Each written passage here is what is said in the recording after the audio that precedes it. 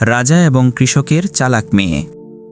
অনেক বছর আগেকার কথা, একটি গ্রামে রামদাস নামে এক কৃষক বাস করত। কৃষকের বাড়িতে তার স্ত্রী এবং তার ২০ বছর বয়সী মেয়ে ছিল। তাদের ৩ জনের ছোট পরিবার ছিল।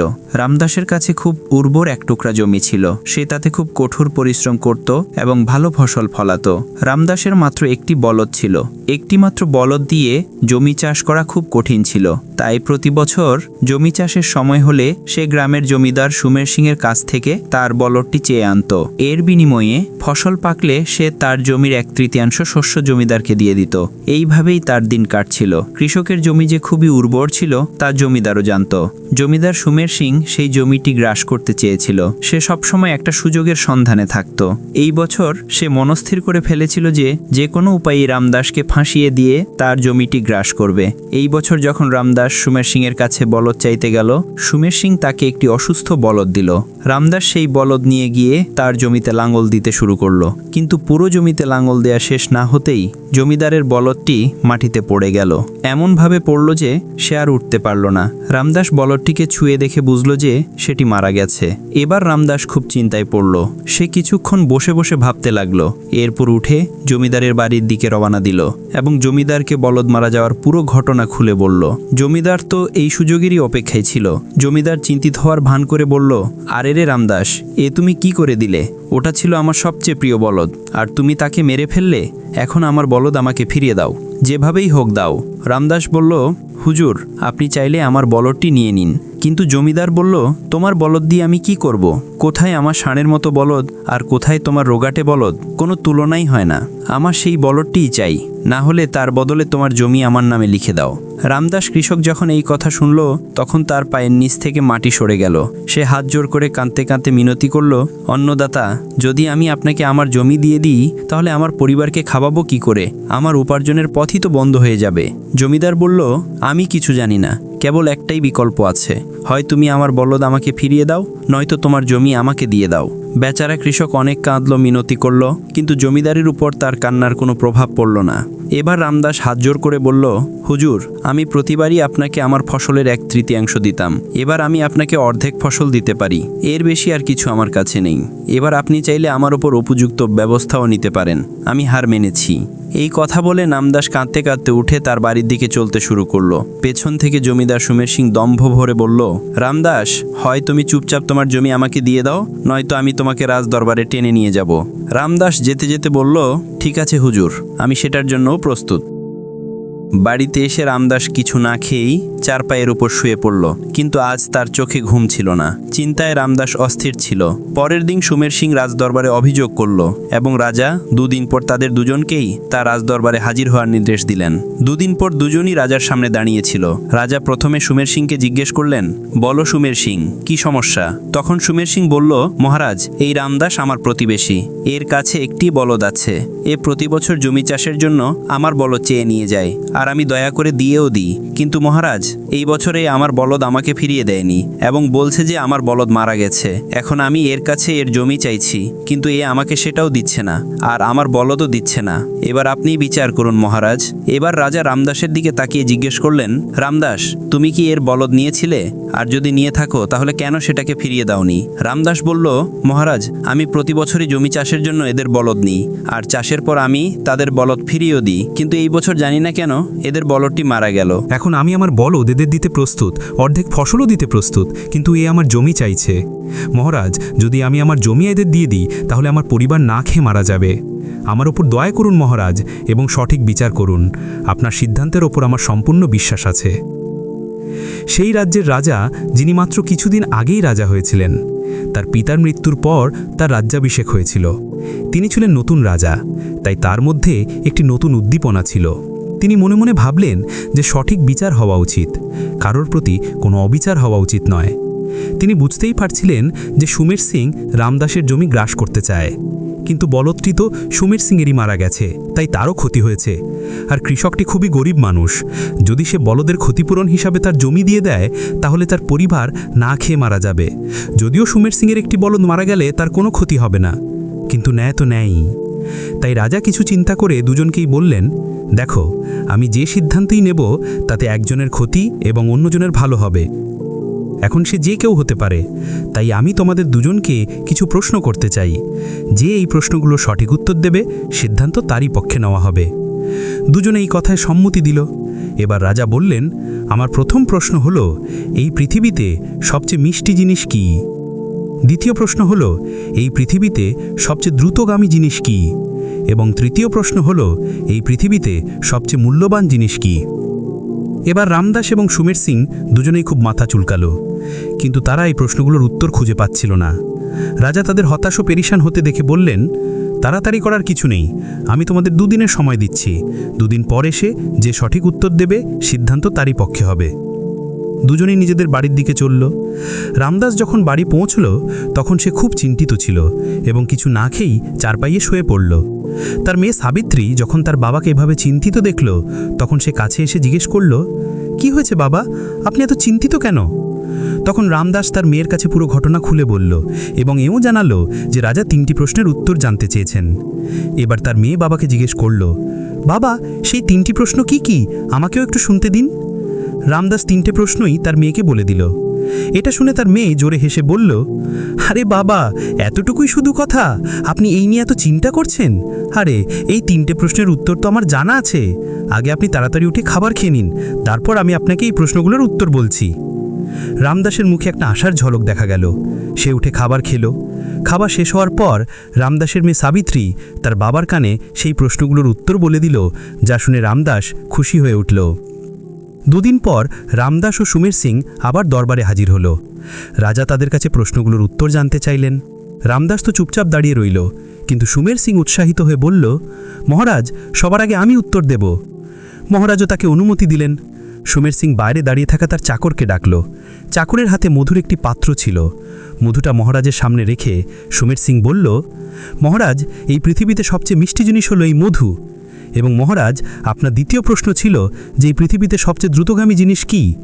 তাহলে আমি আমার ঘোড়াটিকে রাজদরবারে হাজির করতে চাই। তার ঘোড়াটিকে দরবারে আনা হলো। সে বলল, মহারাজ, সবচেয়ে দ্রুত দৌড়ায় আমার এই ঘোড়াটি, বিশ্বাস না হলে আপনি পরীক্ষা করে দেখতে পারেন।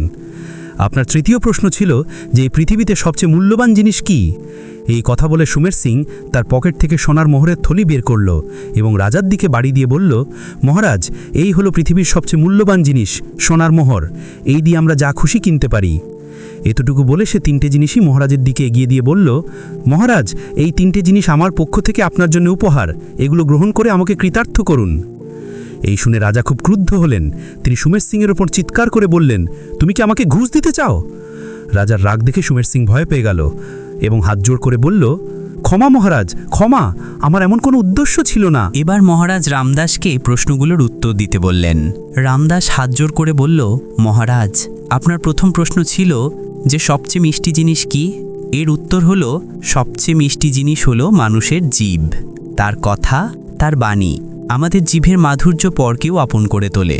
মহারাজ, আপনার দ্বিতীয় প্রশ্ন ছিল যে এই পৃথিবীতে সবচেয়ে দ্রুতগামী জিনিস কি? এর উত্তর হলো, সবচেয়ে দ্রুতগামী জিনিস হলো মানুষের মন। এটি এক মুহূর্তে কি থেকে কি চিন্তা করে ফেলে, কোথায় থেকে কোথায় পৌঁছে যায়। আর আপনার তৃতীয় প্রশ্ন ছিল যে এই পৃথিবীতে সবচেয়ে মূল্যবান জিনিস কি? মহারাজ, এই পৃথিবীতে সবচেয়ে মূল্যবান জিনিস হলো মানুষের চরিত্র।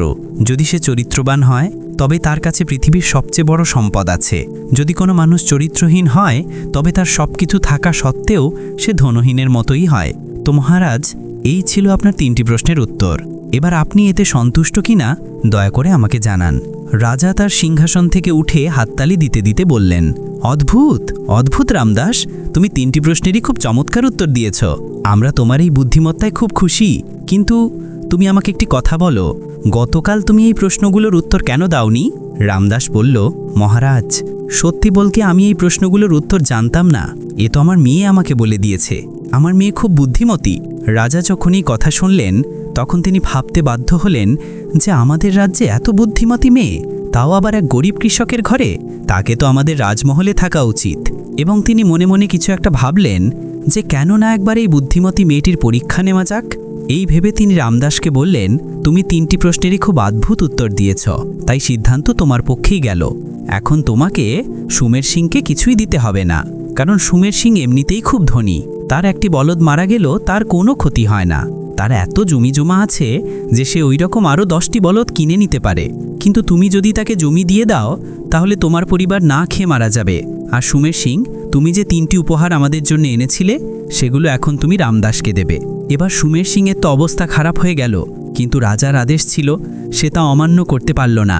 মধুর ভরা বাটি, দ্রুতগামী ঘোড়া এবং সোনার মোহরে ভরা থলি সে অনিচ্ছা সত্ত্বেও রামদাসকে দিয়ে দিল এবং রাজদরবার থেকে চলে গেল। এবার রাজা রামদাসকে নিজের পক্ষ থেকে উপযুক্ত পুরস্কার দিলেন এবং রামদাসকে বলতে লাগলেন, রামদাস, আমরা তোমার মেয়ের বুদ্ধিমত্তায় খুব খুশি আর আমরা তার সাথে দেখা করতে চাই। কাল তাকে আমাদের রাজদরবারে পাঠিয়ে দিও, তবে আমাদের কিছু শর্ত আছে। কি শর্ত মহারাজ? রামদাস কৌতূহল বশত জিজ্ঞেস করল। মহারাজ বললেন, আমরা চাই কাল যখন তোমার মেয়ে আমাদের সাথে দেখা করতে আসবে তখন সে যেন নগ্ন হয়েও আসে এবং পোশাক পরেও আসে, অর্থাৎ সে যেন পোশাক পরেও থাকে এবং নগ্নও থাকে। সে যেন আমাদের জন্য উপহার নিয়েও আসে এবং নিয়ে নাও আসে। সে যেন আমাদের সাথে দেখা করার জন্য হেঁটেও আসে এবং কোনো বাহনে চড়েও আসে। রামদাস যখন এই কথা শুনল তখন সে কিছুই বুঝতে পারল না, তবুও সে মাথা নেড়ে সম্মতি জানিয়ে বাড়ির দিকে চলল। বাড়ি এসে সে আবার চিন্তিত হয়ে বসে পড়ল। তার মেয়ে জিজ্ঞেস করল, বাবা, কি হয়েছে? আপনি এত চিন্তিত কেন? মহারাজ কি আমাদের দেওয়া উত্তরগুলো সঠিক মনে করেননি? রামদাস বলল, না রে মা, তোমার উত্তরগুলো তো সঠিক ছিল, কিন্তু এখন তোমার জন্য আরও একটি নতুন সমস্যা এসেছে। এই কথা বলে রামদাস রাজদরবারে ঘটে যাওয়া সমস্ত কথা তার মেয়ে সাবিত্রীকে খুলে বলল। সাবিত্রী তার বাবাকে সান্ত্বনা দিল এবং বলল, বাবা, আমি সব সামলে নেব, শুধু আমার কিছু জিনিস চাই, আপনি বাজার থেকে সেগুলো এনে দিন। এরপর সাবিত্রী তার বাবাকে বলল, বাবা, আমার একটি মাছ ধরার জাল লাগবে, আর এমন একটি গাড়ি তৈরি করে দিন যাতে আমার একটি পা তার উপর রাখা থাকে আর একটি পা আমি মাটিতে রেখে চলতে পারি। তৃতীয়ত, আপনি আমাকে একটি পাখি ধরে এনে দিন। রামদাস পরের দিন এই 3টি জিনিসই তার মেয়েকে এনে দিল। নির্দিষ্ট দিনে সাবিত্রী রাজদরবারে যাওয়ার জন্য প্রস্তুত হলো। সে তার শরীরের প্রয়োজনীয় অংশগুলোতে কাপড় জড়িয়ে নিল এবং বাকি শরীরে মাছ ধরের জাল জড়িয়ে নিল। এরপর সে পাখিটিকে একটি খাঁচায় বন্ধ করল এবং কাঁধে ঝুলিয়ে নিল। এক পায়ে ওপর ভর দেওয়া গাড়ি দিতে পা রেখে এক হাত ও এক পা দিয়ে সেটা ঠেলতে ঠেলতে সে রাজদরবারের দিকে চলল। রাস্তায় লোকজন তাকে দেখলে খুব অবাক হয়ে তাকিয়ে থাকত, কিন্তু তার তাতে কোনো যায় আসত না। সে সোজা রাজদরবারে পৌঁছল। রাজা তাকে দেখেই বিস্মিত হলেন। এত রূপবতী, এত সুন্দরী মেয়ে তিনি এর আগে কখনো দেখেননি। যদিও তার রাজদরবারে একটার চেয়ে আর একটা সুন্দরী দাসী ছিল, একটার চেয়ে আর একটা সুন্দরী নারী ছিল, কিন্তু এমন রূপবতী কেউ ছিল না। রাজা তার দিকে তাকিয়েই রইলেন। সাবিত্রী যখন রাজাকে প্রণাম করল তখন তার ধ্যান ভাঙল।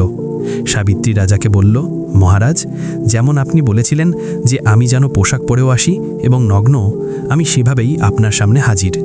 আর আপনি বলেছিলেন যে আমি যেন বাহনেও আসি এবং হেঁটেও, তাই আমি এক পায়ের উপর ভর দেওয়া গাড়িতে করে এসেছি। আমার একটি পা মাটিতেই রাখা ছিল।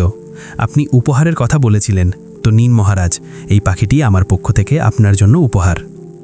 এই বলে সাবিত্রী খাঁচা থেকে পাখিটি বের করে রাজার দিকে বাড়িয়ে দিল। রাজা যেই পাখিটি ধরার জন্য হাত বাড়ালেন, সাবিত্রী তাকে ছিঁড়ে দিল।